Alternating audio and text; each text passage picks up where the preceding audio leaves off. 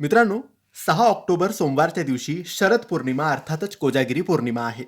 या दिवशी लक्ष्मी मातेसमोर बसून या मंत्राचा जप अवश्य करा. लक्ष्मी प्रसन्न होते, आपल्या घरात वास करते, आपल्या घरात सुख समृद्धी नांदते.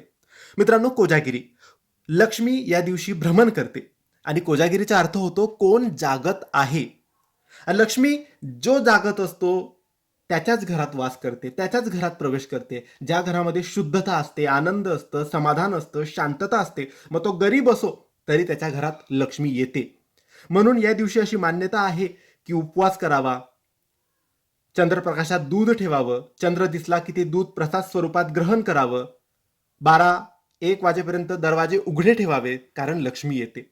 संध्याकाळी तुम्ही हा मंत्रजप करू शकतात किंवा सकाळी हा मंत्रजप देवघरासमोर लक्ष्मी समोर बसून माळ घेऊन एक माळ पूर्ण करायचा आहे. हा मंत्र काही असा आहे: ओम श्रीम ह्रीम श्रीम कमले कमलालये प्रसिद्ध प्रसिद्ध श्रीम ह्रीम श्रीम महालक्ष्मी नमः.